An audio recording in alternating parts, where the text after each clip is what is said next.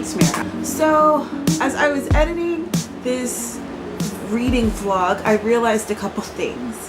One, I waited way too long to do this editing because I thought that, oh no, my Doctor Who adult coloring book has been on my bookshelf. How long has it been like that?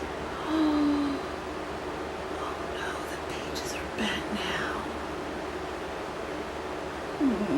I realized one thing. I waited so long to do this video that I thought some of the footage I had taken that I'd already used it, so I deleted it, and now it is gone. They are gone. So that means that there's a couple of books that I read that aren't mentioned in the footage that I have. So without further ado, I wanted to talk about a few of the books that I've read in February, but I didn't put them on my Goodreads until March. So let me tell you about these books. I went on a Nora Roberts kick. You are probably aware that I really enjoy Nora Roberts. I've been reading her books for years. She is one of the authors that my mom and I like to read together, and I read in February the Chesapeake Bay saga. There's 4 books to this saga, and it's about these brothers, the brothers Quinn, basically, last name's Quinn. They've all been adopted by this couple, and when the first story sets out, and that's Seaswept, with, I'm going to be looking down at my Goodreads in case you're wondering what I'm looking at. Cameron's book, he is book 1, Seaswept. When we're brought into this story, his adopted mother has passed on some years ago. He is a boat racer. He's pretty good in his field. He's pretty well known. He likes to travel. He likes the adventure. He likes doing the stuff. He doesn't really spend a lot of time back at home. He's called home by his brothers because their father is dying, and he's called in, and his father regains consciousness enough to ask them to take care of their young brother, which there's originally 3 boys and now there's a younger brother, and his name's Seth, and Seth is, I think, 11 at this time. And the brothers twin all say yeah, because that's what you do, and family's very important in this story. And that's what I liked the best about these stories. The romance felt almost secondary at times. His romance is with social worker Anna, and Anna is very intelligent, intuitive, she's savvy, and Cameron is his emotions are on his sleeve. He's very on the nose. When he's feeling something, he's going to let you know. He reacts immediately. He's very passionate. He's also very frustrated because, again, he likes to be out and about and doing stuff. And now he is kind of tethered to home because they all promised their father that they would take care of Seth. So they're trying to figure out, how do 3 adult men take care of this young teenage boy? Book 2 is Ethan.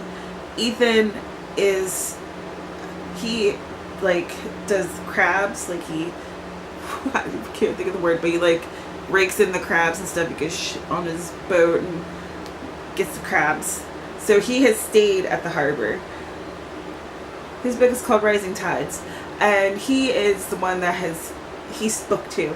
He's the one that has stayed home, and he's a little bit resentful that his brothers were able to go off do their own thing, but really he's the one that was meant to be home. He is more emotionally tied to the land. He loves being there. He's more of a reserved individual, and his romance kind of reflects that. He has fallen in love with this woman who, she's a single mom. They've been friends all their lives, both of them are shy, and then they have like this slow unraveling of their romance. What they all have in common, other than being adopted by Ray Quinn, name of the father, they also all have these very dark and troubled pasts. And Seth's troubled past is a mystery that goes through the span of the 4 books. The 3rd book is Inner Harbor, and this features Philip.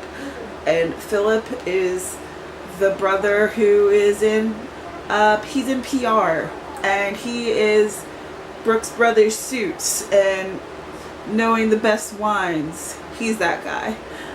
He ends up, his romance is with this woman that she says that she's at the town to do research, but you find that there's more to it than just that, and she is somehow interconnected with the rest of these stories.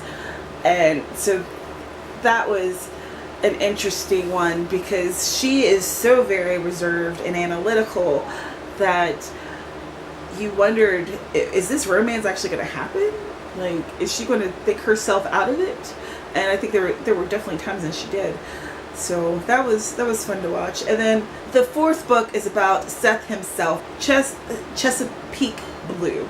That's his book, and he is now in his early 20s. He's an adult, and he's a renowned painter. You first start seeing his paintings in book 1 with Cameron, and his art is one of those things that comes up in each book. I love how all of them have things that come up in each book. Their lives are intertwined, as families are, so even though you're focusing on a main character, you still hear about everyone else's stuff as it goes along. I love books like that, but I digress. So Seth is when the mystery becomes totally resolved in his book. His past comes back. He's tried to run from it, but you can't run from your past. It's always with you. And his romantic partner is Drew. She is the owner of the new flower shop. She is a rich woman who has left that lifestyle because of things, and she wanted a new start, and so she did her new start there. So I can't remember what I gave each individual story, but the series Chesapeake Bay as a whole, I would give it 5 stars. I loved it. I loved how Nora Roberts dealt with these pasts that were filled with drug abuse and physical abuse and sexual abuse. There was a lot of things that happened in these pasts, but she dealt with them in a way that didn't feel voyeuristic. It didn't feel like you were victimized after reading it. Of course, I have my own issues, so reading about someone else's issues, it can be triggering for me. But personally, I feel that it's okay for me to read things that trigger me. It's part of my healing process, is to have to deal with someone else's trauma and to learn how to not make it about me. But granted, that's not how everybody else reads things, so that's just me. I love this series. This has to be one of my favorite Nora Roberts series. She really writes it well. Each of these characters are very distinct. Their voices are interesting, and I love that family dynamic. She does a really good family dynamic. That happened. I'm 6 books behind on my Goodreads challenge, but I haven't been reading a whole heck of a lot. TBH. Welcome to You Deserve a Drink. I'm Mamrie Hart. And I finally finished that book, and I think I gave it 3 stars because I just prefer her comedy better when it's live rather than when it's on the page. I think that it just reads better. she's doing it, and I can see her facial expressions, and that's happening. I read Strawberry Shortcake Murder, book 2, the Hannah Swenson Mysteries by Joanne Fluke. And this one, Hannah is the head judge for this bake-off, and one of the judges ends up murdered, and she's trying to help solve this case. I gave it 2 stars. I really don't enjoy Hannah's voice. She's at times, she's condescending. There's times when she's just really rude. And I think that she's supposed to be a character that you're supposed to be rooting for and you want her to win, but I end up just getting kind of frustrated with her. Now on the Hallmark Murder Mystery Channel, I think it's called, there's a movie adaptation of this book, and it's called Just Desserts. And I like that version of Hannah much better. And maybe it's because you don't hear any of her inner monologue, really. Like, there's an occasion where she'll be like baking something and she's like, baking's like life, blah blah blah, and you'll like hear her inner thoughts, but most of the time you don't hear it. And maybe that's why I like her better, because Hannah's inner thoughts make her an asshole. So that's that book. Then there's another book, A Second Helping of Murder. And this is book 2 of a comfort food mystery, and it's by Christine Wegener. And I gave this one 4 stars because we have the exact opposite here. The main character, Trixie Mikowski, I love her. She is so warm and generous, and she's not perfect, but she still tries to help people. And I really appreciate that about her. She has bought her aunt's diner from her aunt after she had this divorce. And each time there's a book, somebody has died. Poor Trixie. She has the diner, but she also has these cabins that go along with the Point, which is the area that her aunt and uncle owned. So in this book, one of the cottage residents winds up dead, and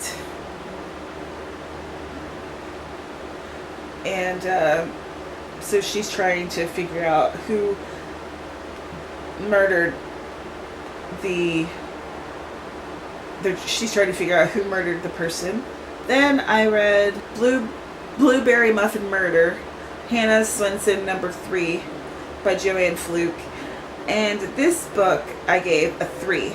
I liked Hannah a little bit better in this one. And in this book, there is a competition that Hannah is actually involved in, where they're competing to get like a money prize and a chance to be on television.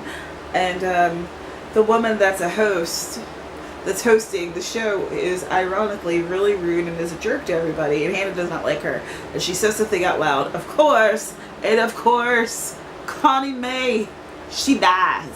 She's murdered. So now Hannah has to solve this case because she is under suspicion of murder, and it's following her everywhere she goes. And she's like, well, I didn't do it though. But who did?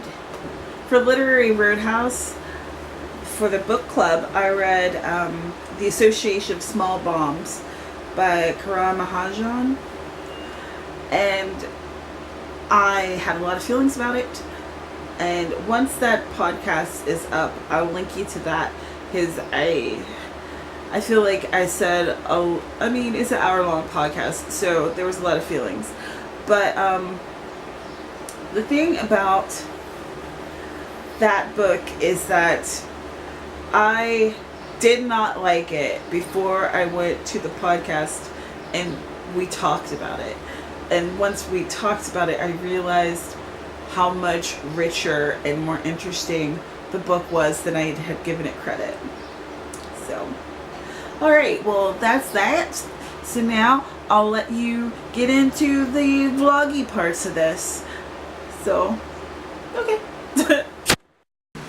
Today is March 14th, also known as Pie Day. So I made a chicken pot pie. I was going to show you how I did it, But, I forgot. It's March 16th, it's almost 1 a.m., and I just finished reading Sticks and Scones, Book 10 of the Goldie Bear Mysteries.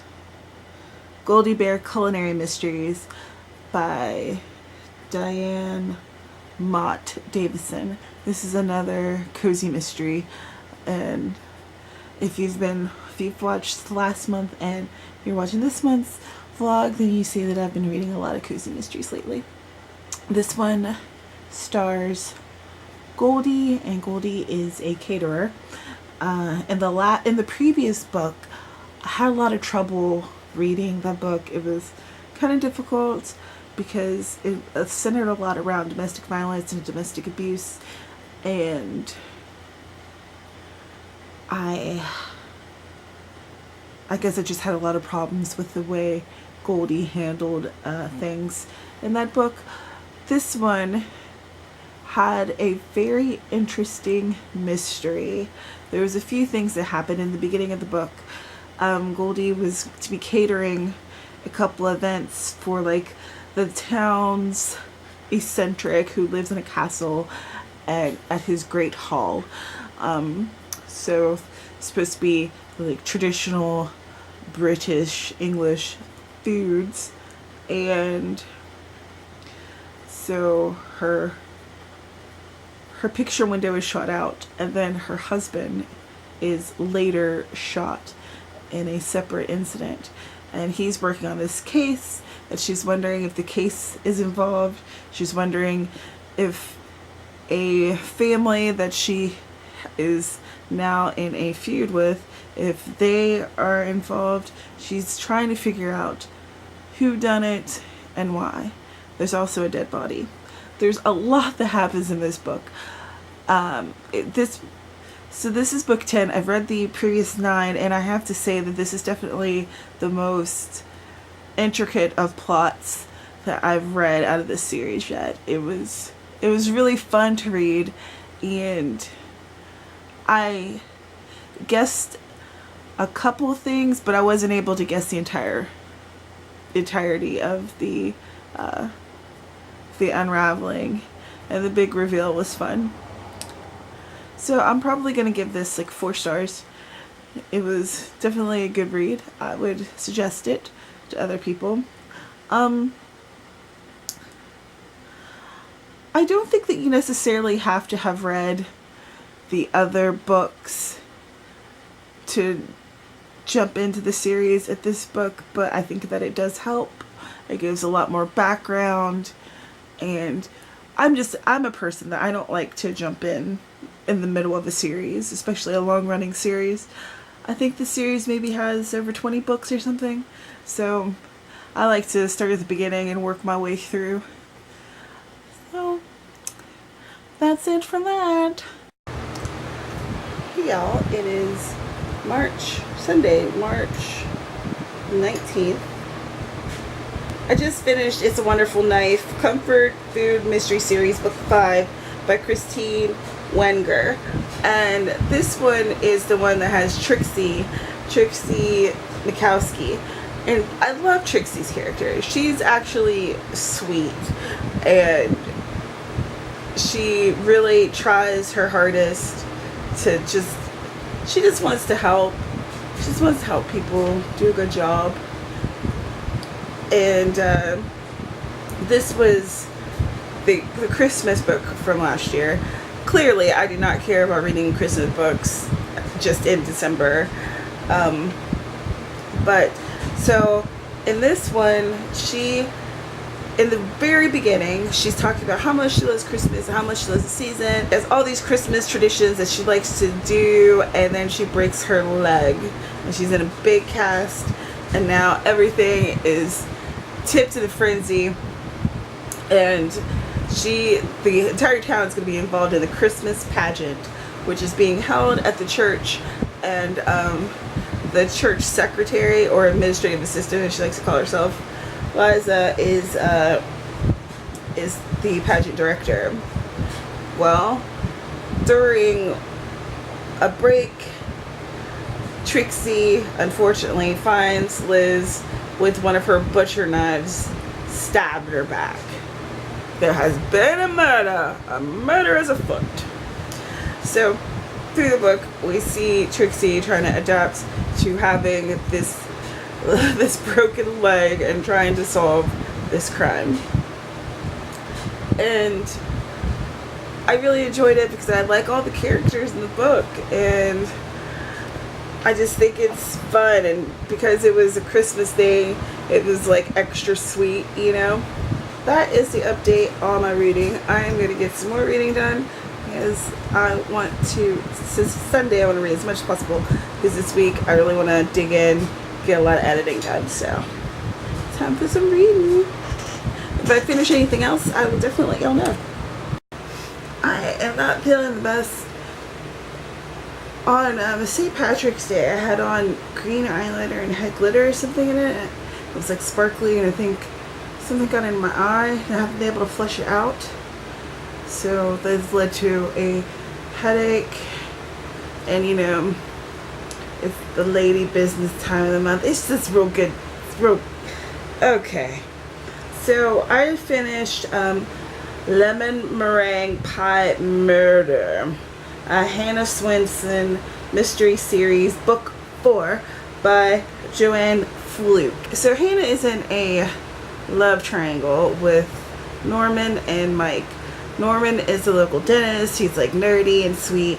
Mike is the transplant detective who's like hot and kind of brooding at times. She and Norman designed a dream home together and submitted it to a contest in the last book, and it won. In this book, he has bought a house and he's planning on building their dream house there, and everyone's all like, oh, you and Norman are gonna be so happy together, and she's like, but he has asked me to marry him. Awkward. And there is a murder. The woman who owned the property is murdered in the basement. So Hannah is on the scene with her and her cookies trying to figure out how did she get not alive. So yeah, I enjoyed this book. I don't find their love triangle annoying, and I think it's because it's not all like super dramatic. Oh, I love him so much. Oh, I love him so much. Oh, my heart. Oh, sweet Jesus. No, she's just like, I'm dating these two guys. I think they're totally very, very cool. I like them both for different reasons. And I remember at one point in one of the books, she said that she wished that she could combine the two of them to make one perfect guy, which I think that felt very real to me. That was like a really real Hannah Swenson moment for me. I enjoyed the mystery aspect of the book as well, and that's another thing. I really enjoy that, even though there is the romance part, but it's definitely a subplot. It's not the main idea here. I think that's why I've even forgotten to mention it with the other books, because it's just like a little sprinkle on top of a cupcake. So I'll probably end up giving this book 3.5 stars. I need to actually add it to my Goodreads. And I have been exhausted and worn out all day, and my head's thumping, so I haven't really accomplished much in terms of life.